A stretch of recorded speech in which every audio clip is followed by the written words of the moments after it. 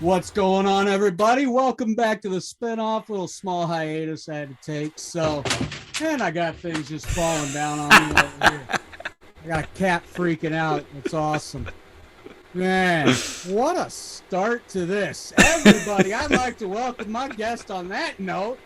Stand-up comedian Jeff Scheen. Jeff, how you doing, man? I'm good. I love that start. I love hello and then a crash. Why not? Why not? It was bound to happen. I figured why not now? Yeah, was the cat? Oh yeah, I got a cat. She loves to climb. I was waiting for her to hop up on the desk here, but thank God. Yep, I just got a little dog myself. Over there. I can't figure out how to point. You got a terrier? It's like a little Chihuahua, and I think a Yorkie mix is something. I don't know. She's great, but she hates feet. Oh boy, she hates feet. Ooh. See, I don't like my feet being messed with, so oh man.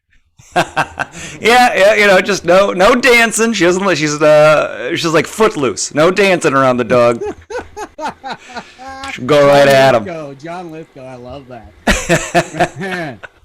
So, dude, what was it that got you into stand-up? Who was the major influence? Oh, a major? Let me think. I never people are always, they're like, oh yeah, since I was like a little boy, I was always listening to George Carlin records. They're like those people.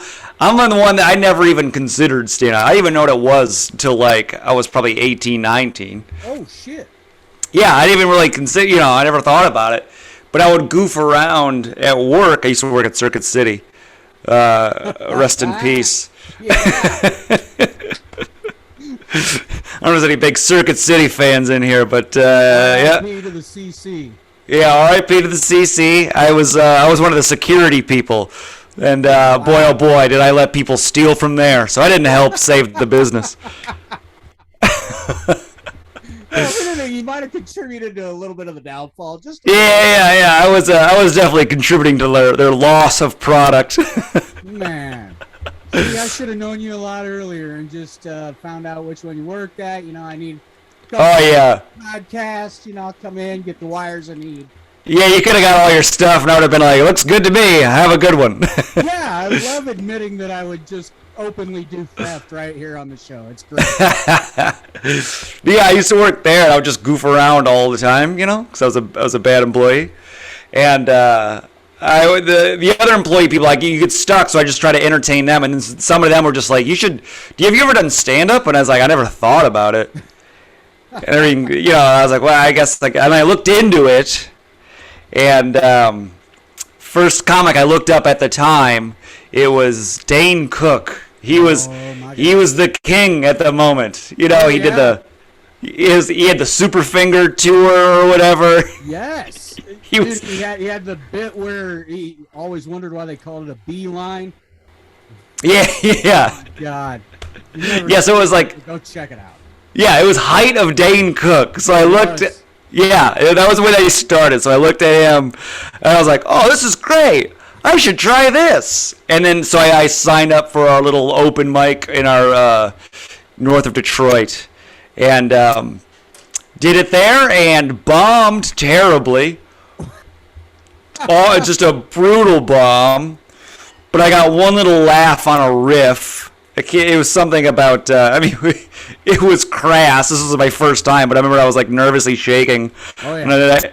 And I was like, oh, I feel like Michael J. Fox. Terrible thing. But everybody it's the early aughts, So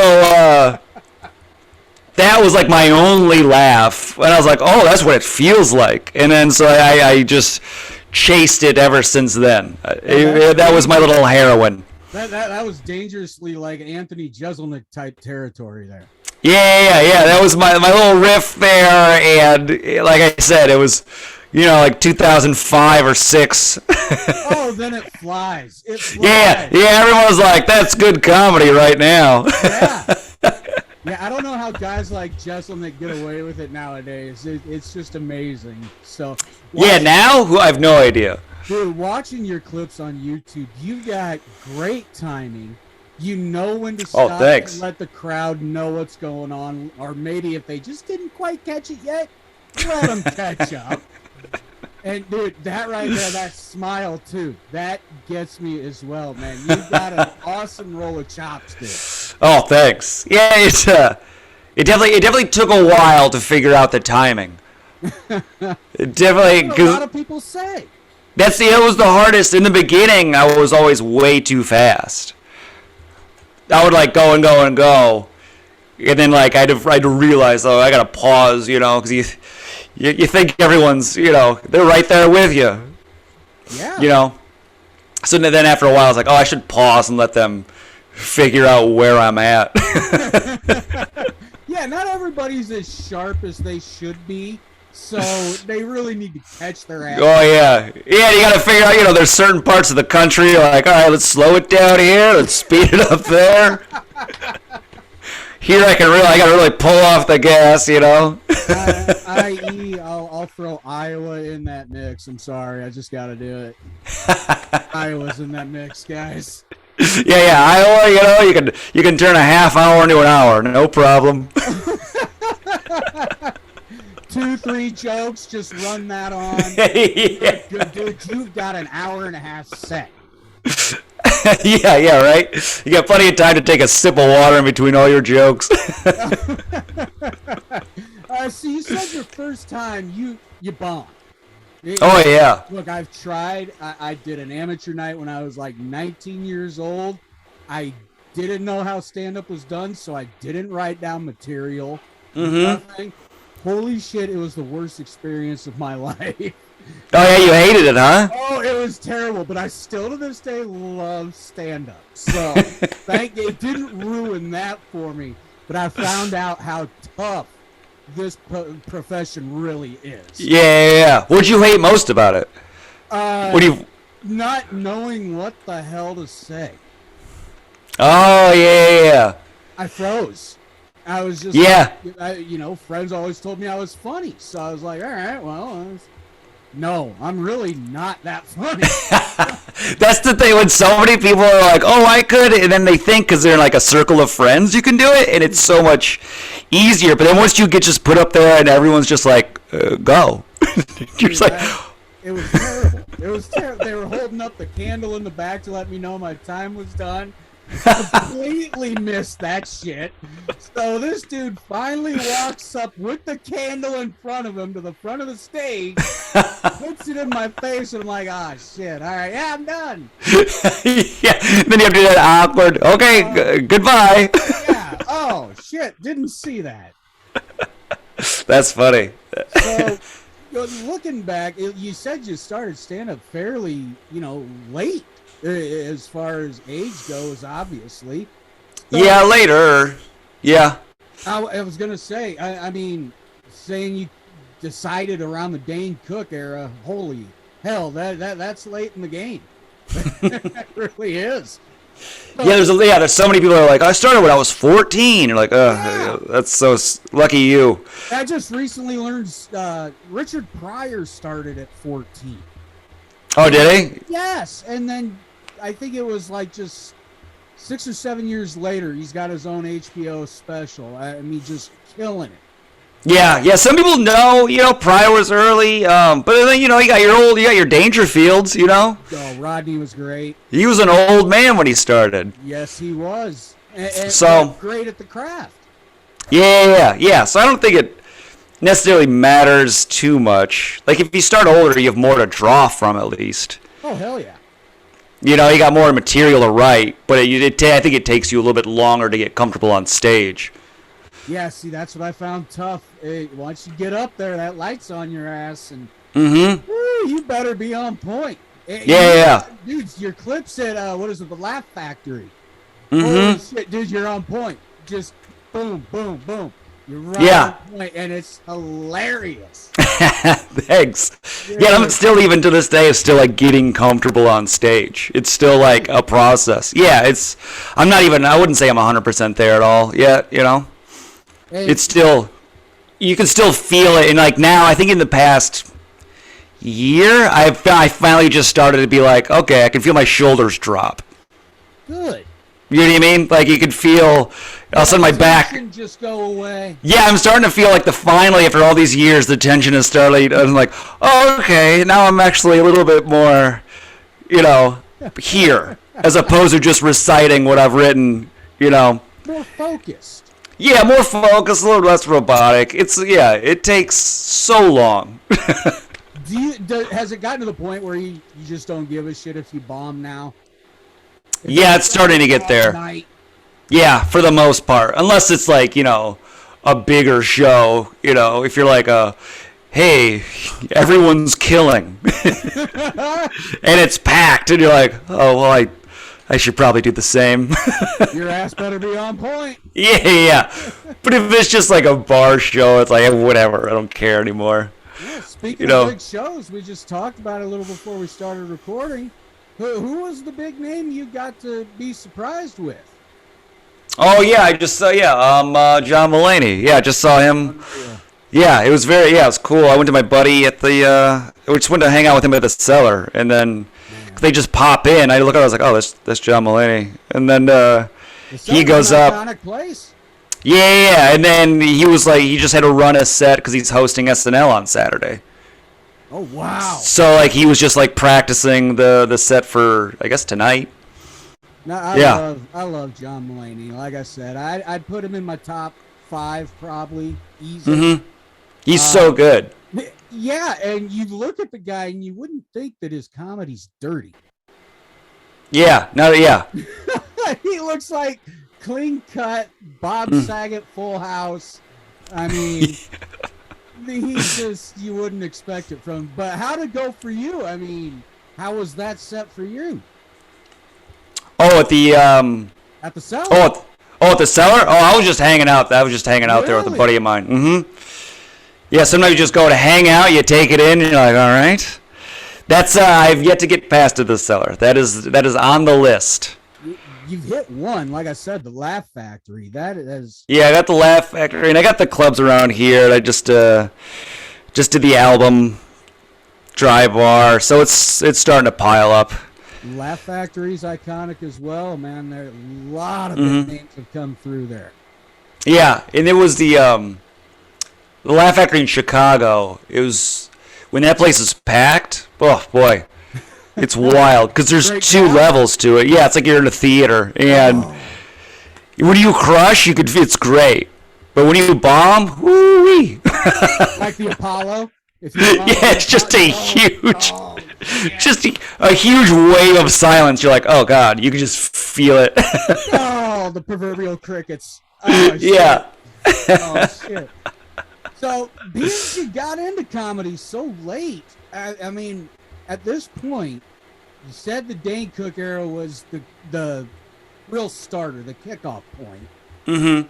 Where do you want this to be in about, say, 5 years? 5 years of my comedy career or comedy in general? In your career, where do you see yourself hitting this? Oh, hopefully just touring the clubs and just pumping out. Here's an hour. Do this. Here's another hour. It's just that's about it. A lot of other people have like, oh, I want to be famous or I want to be on TV. I don't really care. Good. I don't blame you. Yeah, I didn't get into this to be an actor. Like I want to do like the stand-up stuff. So if I could do that, that's ideal. Just doing clubs, touring, making money doing this. Absolutely. Well, you make money doing what you love. A lot of comedians, man, it's a tough road. Yeah, making money in this is so brutal. And you have a place to live. Some people are living out of their vehicles. Yeah, I know some comics that did the van life. It's like not that uncommon. No. Even and I was stay.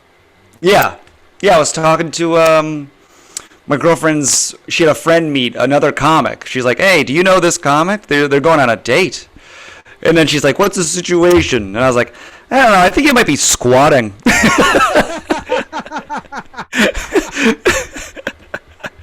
And she's like, oh, should I warn her? I was like, nah, I mean, it's like a comic thing. He's a good guy. He's just kind of a squatter right now. But he's doing... Home run.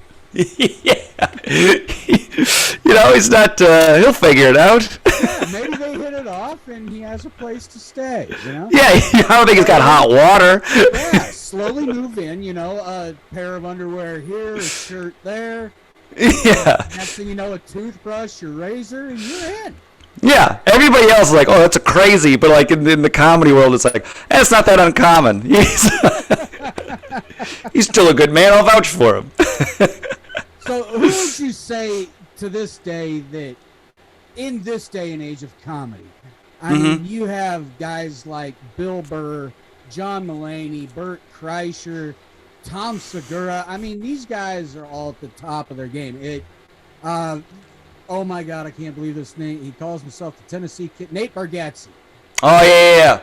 There's a man right there his timing's perfect. Yeah, he's great. It's perfect. And I like how it's clean, but he doesn't. Yeah. I love like a comic that is clean but not advertised as such, you know? Yeah. Like you wouldn't think or even like put it together that you watched an entire set of clean comedy. Like if you walk out just like, oh, I love me some clean comedy. It's like, get out of here, you dork. But if you go, but you walk away and you're like, that was great. And then someone's like, yeah, that was all clean. You're like, oh, I didn't even notice. That's like brilliant to me. So then what is your set mostly like? Is it clean or do you like to dirty it up a bit? I can go dirty, you know, like I do have some, but I definitely try not to. I try to go that route of like Bargatze, like you walk away, not even realize you just watched something that is clean, but it's all like it's so good you don't even notice. Sad part is I asked you that question after watching your clips. You didn't cuss in any of them, and you're right. I didn't even notice. Yeah, you just try to like, you know, I'm not out here writing, you know, Christian comedy. I just want, you know, I want something that's very funny and accessible to everybody. And I think it's just harder to do it that way. So it's like, it's more impressive to me. Man, I'll tell you, this type of profession you guys do, I have so much respect and admiration for what you do. And especially during the pandemic. I mean, jeez, it was brutal. It was brutal for you guys especially. But yeah. You guys figured it out and started doing stuff on Zoom. Oh, yeah. I've heard that it was a little wonky to do that at first, but then people really started to figure it out and how to produce it. Yeah. Did you find it easy to do it after you kind of got a little into the pandemic? Yeah, once like in the beginning there was like a hesitation and just like, I'm not doing Zoom. Ugh, no, gross. But then, you know, I mean, that was in the beginning of the pandemic when everyone thought this was going to be like a month or two. And then as everything started clicking, it's like, oh, this is going to be a few years? Great. Yeah. So I guess we'll have to figure out how to do Zoom comedy. And I picked the shittiest time to start a podcast.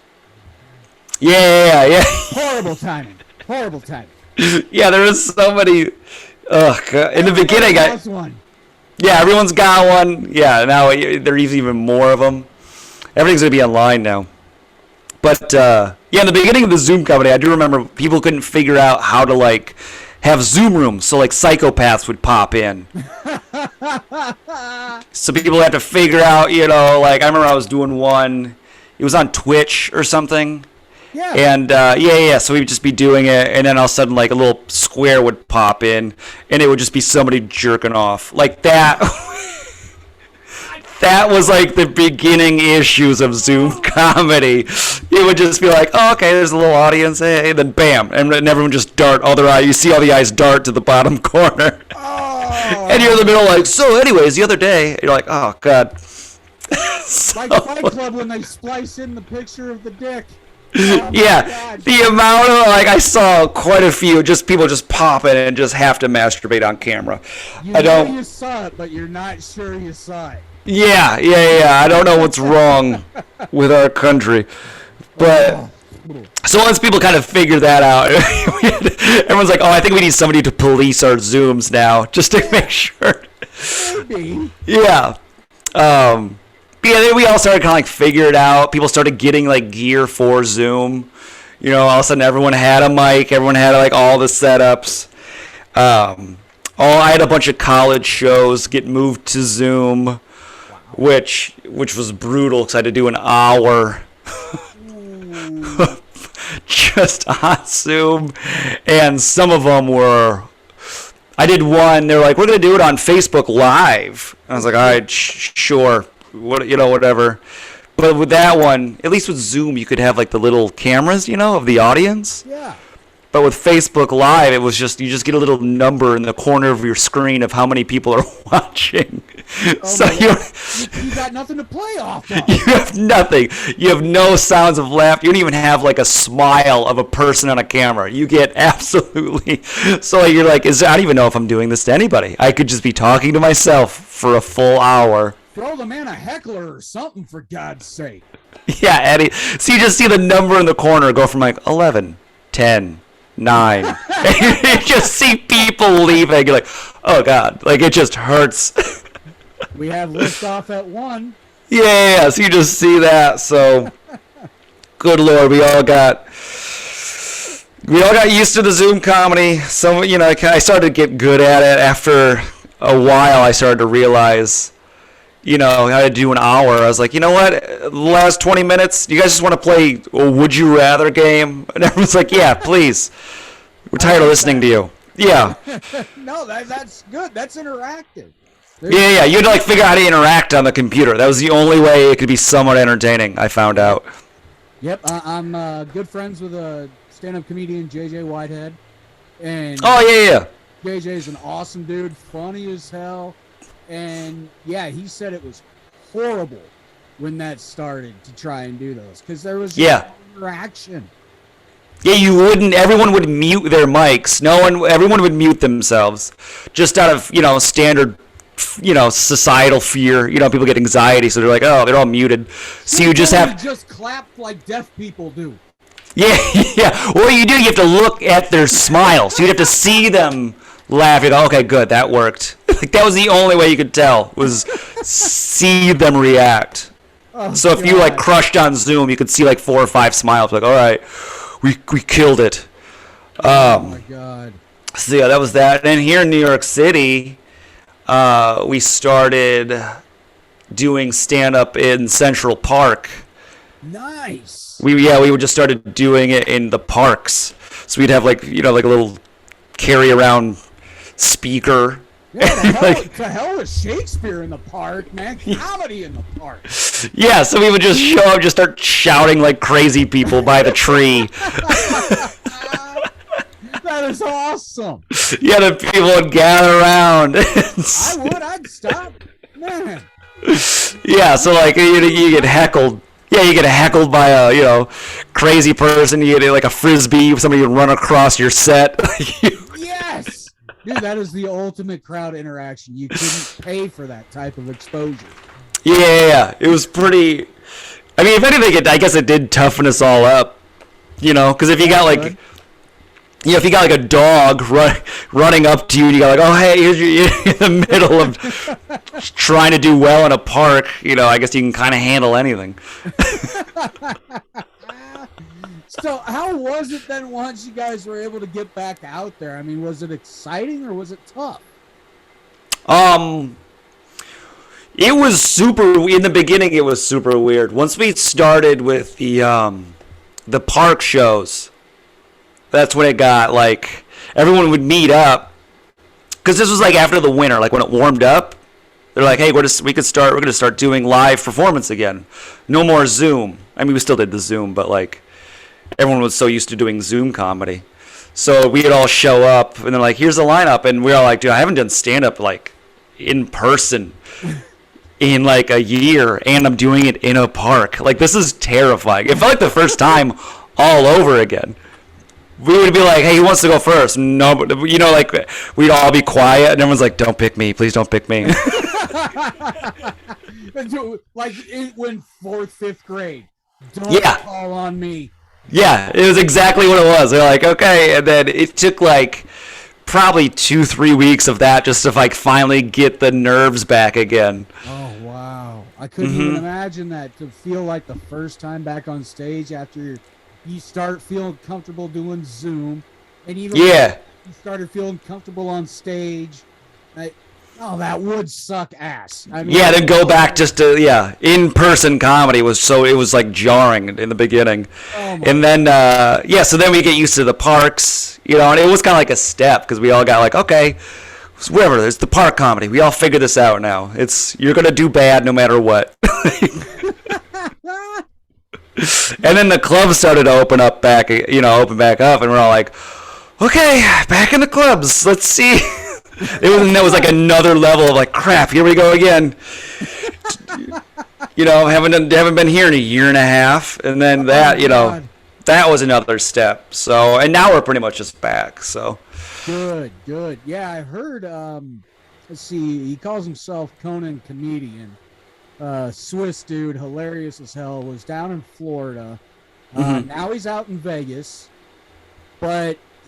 He said Florida was just so tough to get back into because the big names were going to small clubs when it was reopening to try material, and he said it was hard to get a gig. Yeah, it was. Yeah, stage time was like there's like hardly any because all the big people wanted, like, hey, there's nothing out here. Give me the rooms I would never do, and then the lower people are like, well, those are my rooms. Yeah, get the hell out of here. Yeah, where am I gonna go? They're like, go to Central Park. I don't care. Take a ferry over to Long Island. Get the hell out of here. Yeah. You're like, ugh. So like, it was very trickle down stage time. But now you'd say it's getting back to normal. It's pretty much. It feels like it's back now at this point. Good. It is, especially in the city, at least. In New York, everything's like back. I think. We all did it. We're over it. Everyone's over it. We're like, all right, we did it. Let's just go back to packed rooms now and crushing. Yeah, and it feels great. You got through the hard part, I'd say. So. Mm-hmm. Yeah. So, hanging out at the cellar last night was awesome. I'll throw you one more question before we get ready to head out of here. Let's see. If you could name one stand-up comic that you would like to open for, who would it be? One stand-up comic to open for? Or co-headline? Probably. I think Bargatze would be really cool. Good choice. Yeah, I probably would because I'm also trying to think of either him or I would say maybe Birbiglia. Oh, Mike Birbiglia, yeah. Yeah, I think Mike's unique. Yeah, and I feel like I would like their audiences. I feel like that'd be a good, like I do really like. I think Bill Burr's great, but I think if I went in front of his crowd before, they'd be like, "Get out of here! Bring up Bill." Oh, and I would probably eat it, and I would. Dude, Bill's crowds are a select group. Yeah. His fans might be too rough and tumble for me. I'm a big fan of his, but I can handle comedy like Nate's, yours. Yeah. It's easy to do, Give me a nice, friendly, polite, a polite Birbiglia crowd. Feel like he's doing his best. This is good.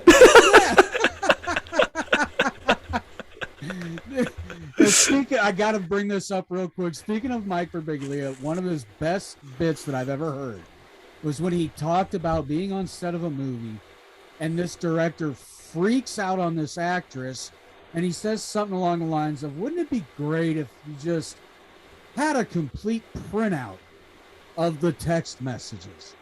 And he pulls out the entire and starts reading it, and it was a dirty joke, like it was uncharacteristic of Mike, but he pulled it off beautifully. That's funny. It was great. If you get a chance, check that one out if you haven't seen it. Yeah, absolutely. Well, we've come to the end here, Jeff. This is where I turn it over to the guest. I want you to let everybody know where they can find you on social media. Maybe any upcoming shows we didn't talk about. Oh, okay, great. Yeah. Also, any charities or organizations you may be a part of or want to plug, feel free. The stage is yours, my friend. Oh boy, I know. I got no charities. That's all right. I mean, in my head, I was like, do I think of some? Do I just? No. Hey, it can be you. You got a Venmo, PayPal? Yeah, give me money. Yeah, I need some money. Yeah, you can on the social stuff. It's at New York Jeffrey, JFFREY. Nobody else had it. I was like, I'm taking it. Nobody's got New York Jeffrey. No numbers or anything. It's mine. Yep. So yeah, New York Jeffrey on Instagram, Twitter. I don't do anything on Facebook really anymore. I know. Yeah, I totally fallen off on Facebook. It's too much. I was like, I moved over. But yeah, those are on my little socials. And I got my album that I just released almost a month ago. That's on Spotify and iTunes. It's Jeff Scheen's. I called it Jeff. Just Jeff? Just Jeff. Yeah, I'm thinking. And the next one maybe I'll do Scheen. So I got one. I just. Dude, that's so simple and that's brilliant. Yeah, and yeah, so check out the album, Jeff. Like I said, I did a dry bar taping. It was like a year ago, so I don't know when that's supposed to be dropping here at some point. That should be good. I'm excited for that. And if you're in New York on March 1st, I'm in Caroline's over there. So Nice. yeah, I'm doing an hour at the Carolines. That should be cool. And yeah, I think that's it. Awesome. I think it's all my plugs. Dude, I'd say you nailed it. Heck yeah. I'd say you nailed it. Nailed it. I think this actually might be the first time I've had a guest where I've cussed and my guest didn't. Yeah, I that's just thought of that. Did I not? Yeah? Not once. That's pretty good. I did say jerking off, but yeah, other than that, That doesn't count.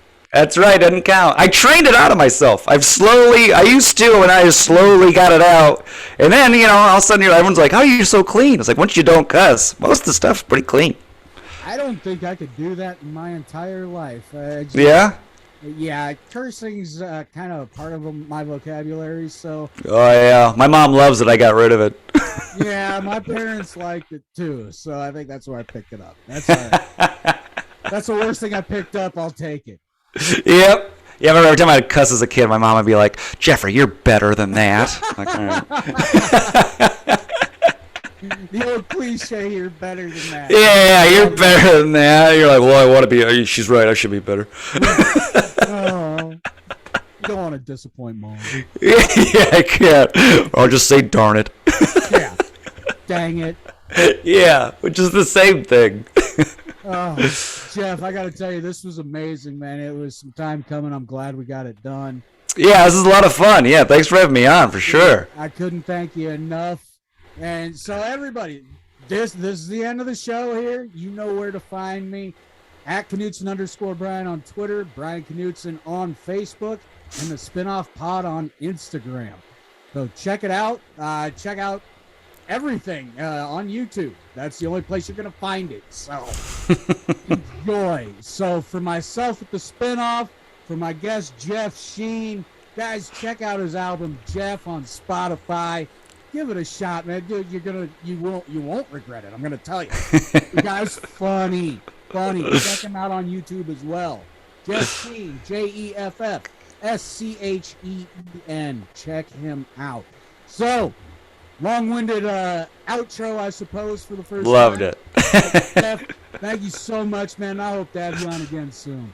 Yeah, thanks, Brian. This is so much fun. Thank you. Take care, Jeff. All right, you too.